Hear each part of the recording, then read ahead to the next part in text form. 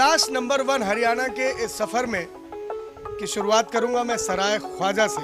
सराय ख्वाजा एक प्राचीन कस्बा है, कहते हैं अंग्रेजों से पहले का भी इसका इतिहास है। सेठ धन्ना सेठ यहाँ हुआ करते थे और आज सराय अपनी बदहाली पर आंसू बहा रहा है। कारण कुछ भी हो सकते हैं, लेकिन मेरे साथ बैठे हुए हैं इस तमाम बातों पर चर्चा करने के लिए ये युवा चेहरे। ये युवा जो किसी भी देश समाज का कर्णधार होते हैं, भाग्य विधाता होते हैं, उन सारे युवाओं की राय लूंगा मैं, जानूंगा मैं कि जो क्या कहते हैं। जो मुख्यमंत्री हुड्डा साहब बता रहे हैं कि हरियाणा नंबर 1 है, वो क्या सराय की गलियों में, फरीदाबाद शहर की सड़कों पे, गाँव में, खलिहानों में, खेतों में किसान मजदूर हाली पाली किसी के बीच कुछ दिखता है क्या? मेरे साथ इधर परवीन है, इधर अशोक है, मेरा छोटा भाई हांडा है, संजय है, ब्रजेश उर्फ बादाम है, अजय वर्मा जी हैं। कई बड़े अच्छे लोग हैं। अजय जी, इस टॉपिक की शुरुआत मैं आपसे ही करता हूं। हुड्डा सरकार बहुत सारे प्रचार कर रही है, हम रोज सुन रहे हैं हरियाणा नंबर 1। क्या स्थिति है, सच में क्या है, जमीन पर क्या है? नहीं, यहाँ पे तो ऐसा कुछ दिखता नहीं कि हरियाणा नंबर 1 है। इतनी गंदगी बेहिसाब है यहाँ पे, कुछ सफाई नहीं, सड़कें इतनी खराब हैं कि कोई चल नहीं सकता, पैदल भी चलना मुश्किल है। लाइट की प्रॉब्लम इतनी है, कोई सुनवाई नहीं है किसी भी प्रकार की, तो हमें तो कहीं हरियाणा नंबर 1 दिखता नहीं। मेरे साथ अशोक है, अशोक तेज तर्रार युवा है। जाहिर तौर पर युवा अपनी बात कहता है तो वो बात समझ आती है, वो बात दिखती है। अशोक भाई, हरियाणा नंबर 1 सरकार कह रही है। हरियाणा नंबर 1 है या नहीं ये तो मुझे नहीं पता, लेकिन सराय ख्वाजा का जो बुरा हाल है, ये आप यहाँ पे सराय ख्वाजा में एक पार्क है मार्केट के पास, यहाँ पे 10 सालों से शायद कूड़ा घर बना हुआ है। यहाँ के लोग इतने परेशान हैं, इतनी बदबूएं होती है, यहाँ 20-20 दिन में कूड़ा उठता है। यही नहीं, यहाँ पे बजरंग चौक है, यहाँ पे भी यही बुरा हाल है, और ये झड़िया मार्केट का एक कोना है, यहाँ पे भी यही बुरा हाल है। ये लोग 10 साल से 15 साल से पार्षद है, एमएलए हैं, ये 10 सालों में ये जगह नहीं ढूंढ पाए कि कूड़ा कहाँ पे डालें। तो ये आगे एमएलए एमपी बनने के बाद ये क्या कर पाएंगे? बड़ा प्रश्न है, बड़ा बहुत तीखा प्रश्न है। वो कूड़े का ढेर जिसका ये बात चर्चा कर रहे हैं, वो खानदानी पार्षद के घर के आगे है।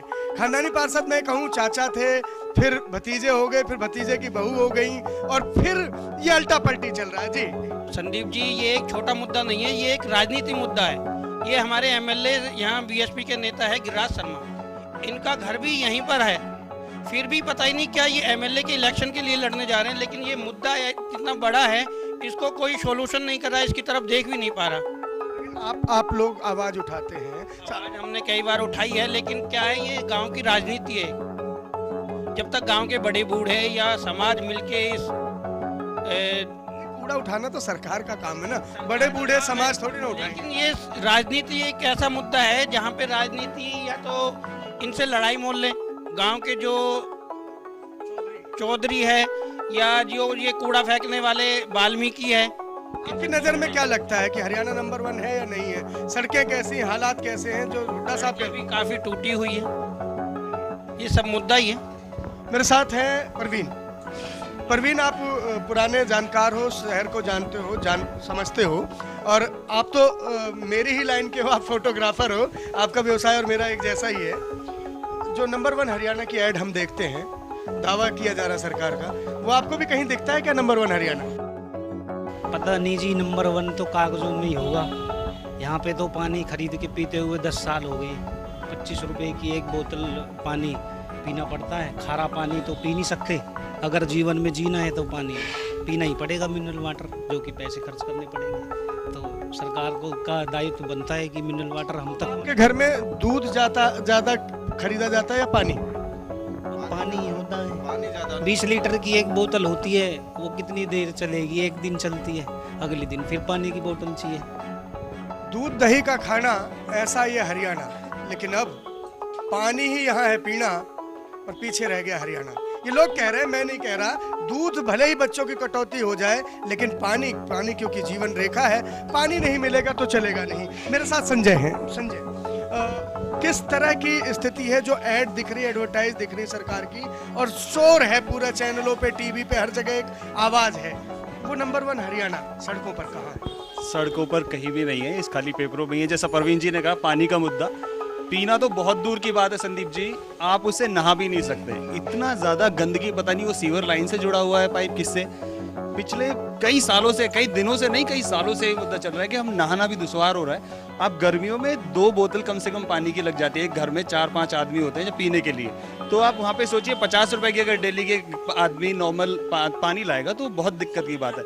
आप यहाँ पे थोड़ी सी बरसात में देखिए, बरसात जैसे ही आती है यहाँ पे इतना पानी हो जाता है कि आप निकलना दुश्वार हो जाता है। नालियां भर जाती हैं, बिल्कुल नालियों का पानी बाहर आता है, कहीं पानी का निकास नहीं है। और कुछ जगह है हमारे, जैसे यहाँ पे बजरंग चौक पे ये भी एक वॉशरूम है टूटा हुआ, मार्केट के लोगों के लिए बनाया गया है, बिल्कुल दीवारें टूटी है, वहाँ पे खुले में लोग करते हैं, जैसे माँ बहन रहती हैं आपस में, इधर से मार्केट से भी होकर गुजरती हैं। तो ये बहुत शर्मिंदगी वाली बात है कि इतना पुराना है, जैसा आपने कहा कि हमारा सराय शहर है और ऐसा हाल है उसका, गंदगी से भरपूर और ऐसे वॉशरूम। लेकिन ये शहर, ये सराय नेताओं से भी भरपूर है। हर गली, हर ईंट के नीचे एक नेता दबा पड़ा है और मुझे लगता है नेताओं की तो कमी नहीं है। कहीं ना कहीं विकास की रुकावट का सबसे बड़ा मुद्दा है, जैसे आपने कहा नेताओं का भरा हुआ है, तो ये विकास की रुकावटें हैं।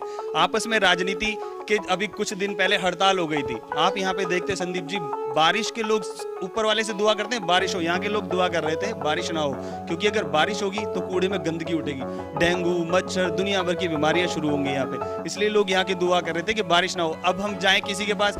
सुना आपने हिंदुस्तान के लोगों, अगर मानसून पीछे रह गया है कहीं देश में तो उसका कारण ये सराय के लोग हैं, जिन्होंने दिन रात दुआएं की हैं कि हे अल्लाह ताला बारिश मत करना, हे भगवान बारिश की बूंदें मत बरसा देना, क्योंकि आप पानी दोगे और सड़कों पर इकट्ठी गंदगी हमें बीमारी देगी।